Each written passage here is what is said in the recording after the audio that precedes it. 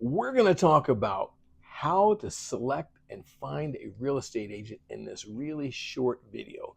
Chances are that you know three or four already. There's 19,000 of them in the state. They're falling out of trees. There's realtors everywhere. You're probably getting mail from someone, or you know a couple, or maybe you have a friend of a friend of a friend.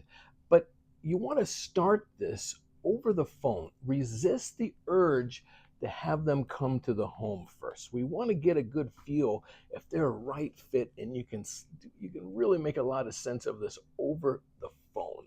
Because most sellers, gosh, they just want to find a buyer, and their biggest fear is selecting the wrong agent. And believe me, if you got the wrong agent, it's a nightmare. But what we're going to be talking about is how to separate the pros from the amateurs. So again, call them on the phone, and everything that we're talking about is a test. You want to make sure they pass with flying colors. When you call them, do they answer the phone? Do they have some form of voice message that says, hey, rather than leave me a voicemail, simply send me a text? Did you know that 53% of real estate agents don't return calls at all? That's not my statistic. That's based on the National Association of Realtors. They just don't like to return calls. I don't get it. We're in the people business. I love to answer my phone. When you do get an agent on the phone, do they sound excited to be talking to you? Do they sound excited to be talking about real estate, or did you wake them up at 10:30 in the morning? What kind of a feeling did you get in the level of professionalism on the phone? Now, when you're talking to them, you say, hey, I'm thinking of selling my home, and I just want to talk to you a little bit about what's going on in the market. You want to have an understanding that now, is it a buyer's market or is it a seller's market? Do you have an idea how many properties came on the market in the last 24 hours and how many went in escrow? I look at that every morning because that gives us a good analogy of how the market's going, of what's going on and versus what's coming off. So, say maybe you don't feel comfortable sharing your address, but maybe share the neighborhood. Tell them a little bit about the property, square footage, beds, baths, and why that's important. You want to ask the agent, who do you think would buy a home like mine? Because you not only want to find a great agent who's an excellent negotiator, but you also want to find one who is an excellent marketer. You don't want someone that's just going to put a sign out front and say a prayer and hope that somebody brings an offer. You want somebody very aggressive to go out and market the home to that buyer. Say you got a 3,000 square foot home. Well, you wouldn't market that to first time home buyers, or you wouldn't market that to empty nesters. You want to find the right person who would be a good fit for your home and then aggressively go market that home.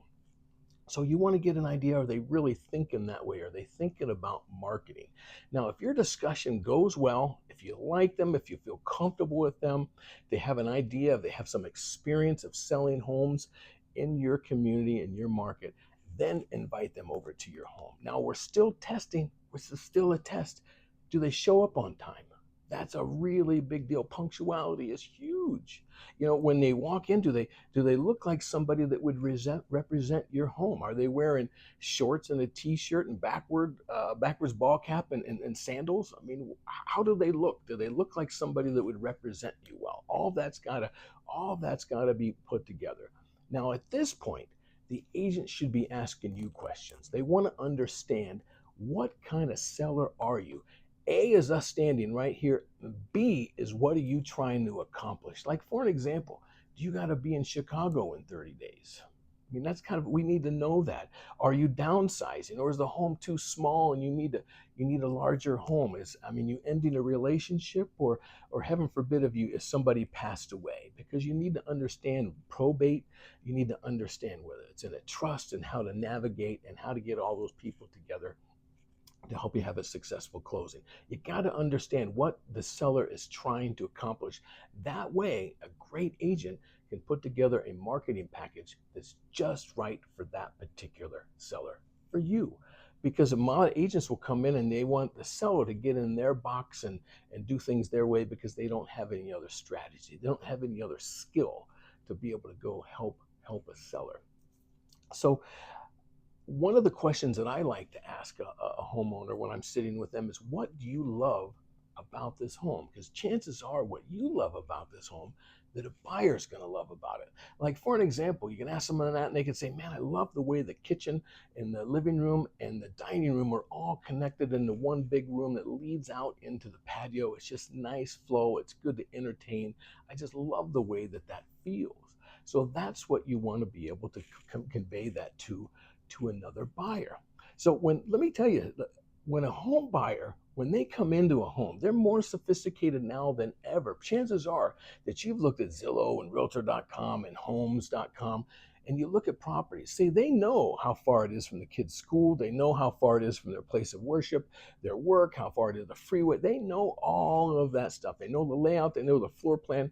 They're really coming into your home to see how it feels. How does it make them feel? So you want to find an agent that's really going to exploit all the wonderful things about your home. So when they walk in, they think, oh my gosh, I'm home. I just need to sit my couch here and it's over with. That's what you want to have somebody who's be able to market a home that way, to understand what your needs are and be able to articulate to you how they're going to market the property. Now, ask them if the buyer's getting financing, ask the agent, how do you qualify that particular buyer if they're getting a loan? Because a great buyer only needs two things. They need an accepted offer and an acceptable appraisal. That's it. If they don't have all their financing in order, like they don't have all their bank statements, their stubs, they haven't filled out an application, if they haven't shared their tax returns with the loan officer already, then they're a little early in the process. So we like them to go back and get their loan taken care of before you take the home off the market. Because once you take it off the market, it's not being shown anymore. Now we're getting back to that need of time is really important to you. So how do they qualify the buyer? How do they prove that they can close on this loan? And the other thing is, sellers believe, maybe not you, but some sellers believe that once you accept an offer, the negotiating is over with. But in all reality, once you accept the offer, the negotiating has just begun. Now you need to get through a home inspection, and you need to get through through an appraisal. So we have a system to where we make sure that you don't have a flaw or have any hiccups when it comes to your home inspection. We address all of that right away, and I'll talk with you about that when we get together. So at this point, you should be talking about numbers. Most people make the mistake, and right out of the bat, what's your commission? What do you think the value of my home is? You really want to wait till the very end to make sure that you got the right agent sitting in front of you, that they can understand what your needs are, that they can market your property, and now start talking about numbers. You want to understand that. And also, one more thing, you want to have them walk you through the whole closing process. Have them walk you through when the home gets inspected, when the home gets appraised, when the loan docs come in, and will you be there with me when I'm signing my loan docs, and how do my proceeds come to me when we're closed? You want someone to explain all that to you from the very beginning. Then talk about numbers, then talk about price, talk about compensation, and make sure everything is a right fit. If you want to talk more about this, please call me, because believe me, I love talking about this stuff. I hope you found this helpful. Bye.